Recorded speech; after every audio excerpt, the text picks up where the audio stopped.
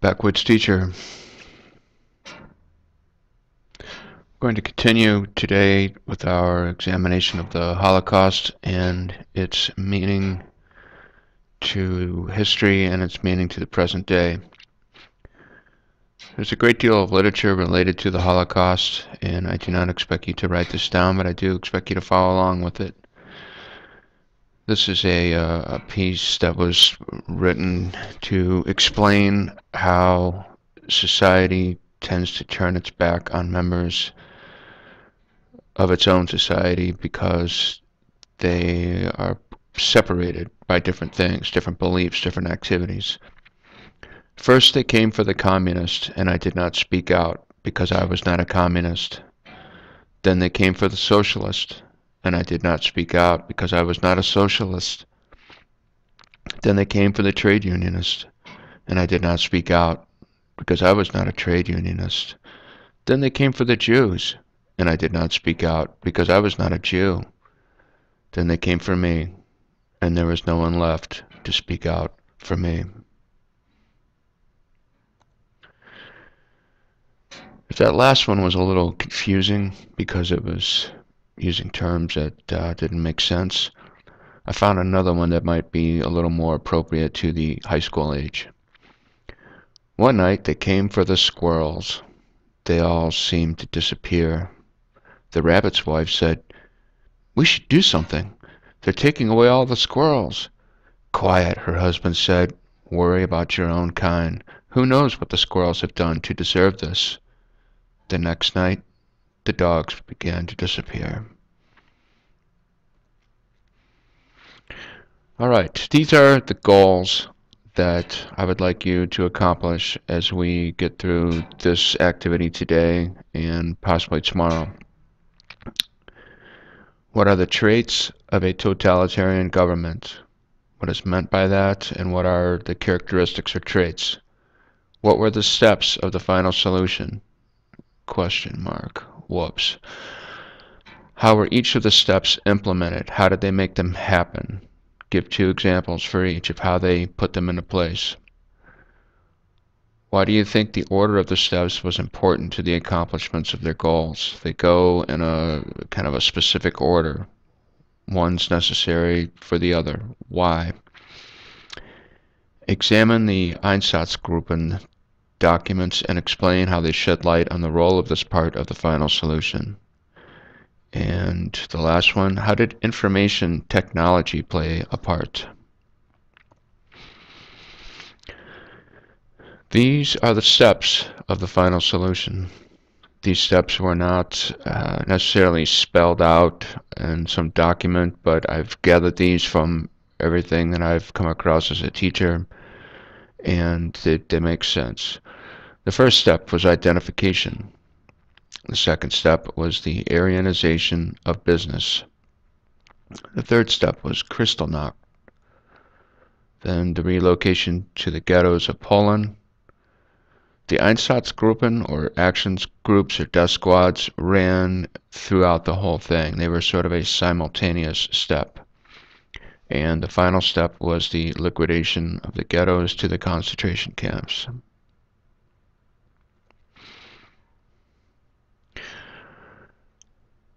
In all my years of teaching, I've always enjoyed the fact that students think, and students often ask great questions like, didn't anyone try to stop them? The government? Or how could the Nazis take control of people's thoughts and beliefs so easily? We'll give you a moment to answer those questions. See if you have any ideas about or input you would like to add. To inspire you, I found some stock footage of very realistic looking students discussing things. They look a lot like what I see in my classroom on a daily basis.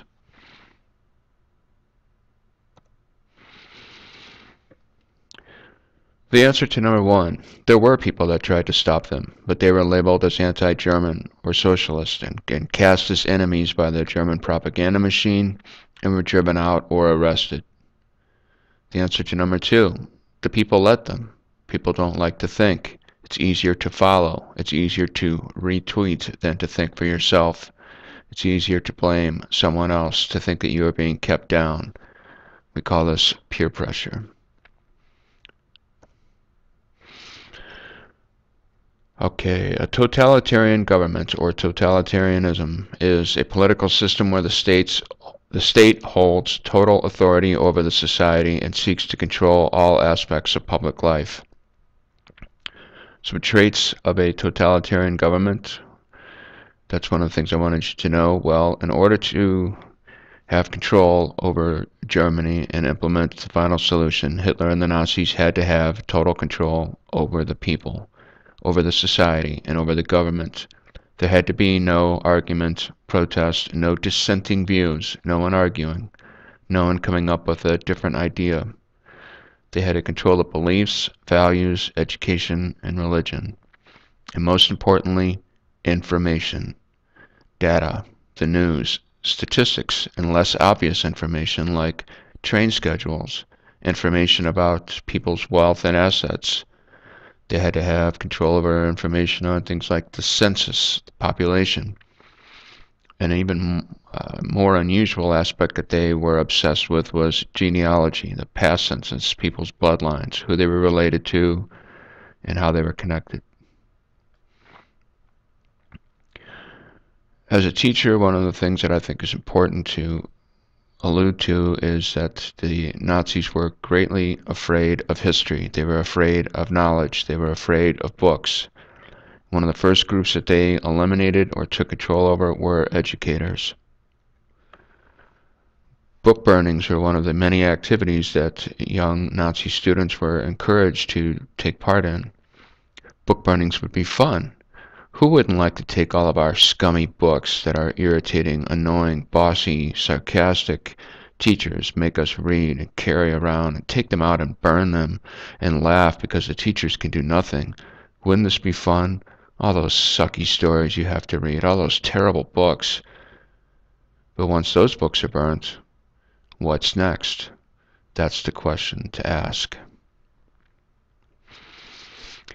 As the Nazi Party grew in popularity and Hitler's economic measures, the ones you studied earlier, took hold, many of Germany's elite began to support him. The industrialists, this is the people that run factories and manufacture things, the actors and celebrities and athletes, Germany's elite, if you will.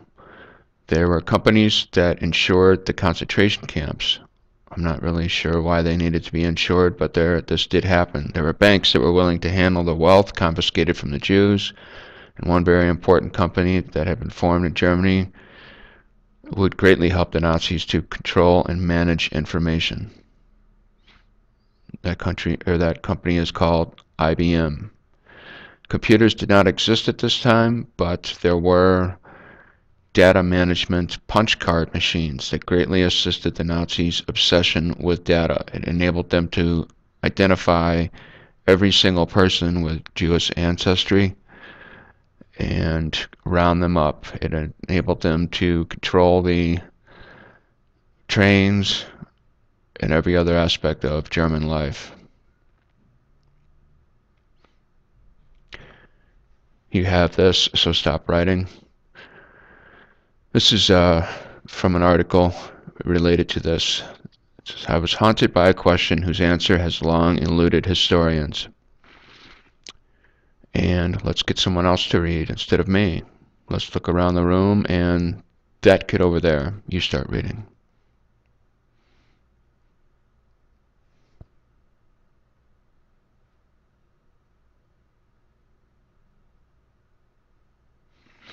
Okay, step one, identification. Thanks to the machines like the IBM punch card, they were able to take frequent censuses. This was not uncommon, and this was not something unusual to the Jews. They were used to being hassled. They were used to being identified. One thing that was different, though, is they were being forced to take an addition to their names. If you were a Jewish man, you had to have Israel attached to your name. If you were a woman, I believe it was Sarah had to be attached to your name. So Jewish families were identified. You could be an entirely non-practicing Jew, and like you could maybe have never even set foot in a synagogue in your entire life, but if your parents or your mother was Jewish, you were labeled as such. So families with ancestors were traced. If you look on this side over here, there's a chart showing how they traced that down. The word Mischlinge sounds like mixed if you say it the right way. It refers to people of mixed race. Neighbors were encouraged to identify non-Aryans. Neighbors were encouraged to rat out people that, oh, so-and-so, his grandmother was Jewish, or his mom. You know how people are. They love gossip. There were public charts like this one here set up. There were even lists of approved names. The next step was the Aryanization of businesses. This means that Germans took over all the businesses. Jewish lawyers were disbarred. Jewish judges were removed. Germans were discouraged from patronizing Jewish establishments. Jewish businesses were closed or sold at a loss. And there were signs put up. SA men were posted outside of stores to stop people from coming in. The next step was Kristallnacht on the night of the 9th and 10th of November, 1938. Oh, hey, let's get someone else to read.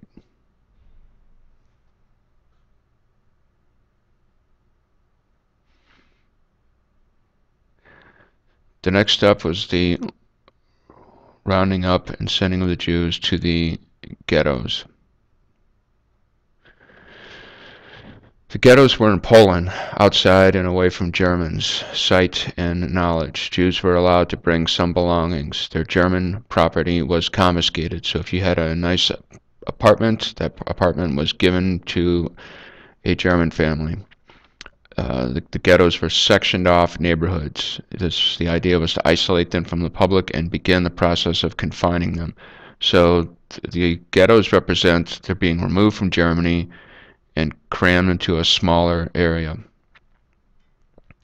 While in the ghettos, they were given something like 1,300 calories a day at a ridiculously small amount. Your average big burger at Hardee's has that many calories. The result of this was a winnowing process where the sick became sicker and the weak became weaker and eventually perished. An astonishingly large number of people perished in the ghettos. So this was, again, was the separation. This is a sign showing a Jewish section of town, a non-Jewish section. It says Jews are verboten or forbidden from trespassing in this area. This is a map of one of the ghettos, the Lodz ghetto, and the thing around the outside is the fence. There were usually factories set up in the ghettos so that they could work in order to make the most the use of them. While in the ghettos, they also did another insidious thing. They organized the Jewish police to manage the Jews. This is still practiced today by governments everywhere. It's one of the best tactics to get people to quit complaining. It's called form a committee. If people complain, give them the illusion of being involved and having some authority over their own affairs. Many of the Jewish police tried to do their best to help others, and others did not. Eventually, once the concentration camps had been built, the ghettos were liquidated. This means emptied. The Jews were forcibly rounded up, again losing more belongings, being shoved out of the ghettos. At this time, many of them had already died. Their sense of desperation has already increased. They were loaded onto trains and sent to one of the concentration camps. This is an important phrase I'd like you to know. It says arbeit machtfrei. It translates into work will set you free. It was basically a lie or a phrase told to the Germans, or excuse me, to the Jews, that they were going to work off their war debt. So they were not told you're being sent to a concentration camp to be eliminated. And this is also something they were used to. They were used to being sent somewhere or being taxed more. They were used to persecution and used to turning the other cheek. Okay, a concentration camp is exactly that. The people are jammed into a minimum area needed to live. Exterminate the weak and the old and the undesirable. This included many groups, not just Jews. Mentally ill, homosexuals, gypsies, anybody that stood out in society for some reason or another. There were some camps that were forced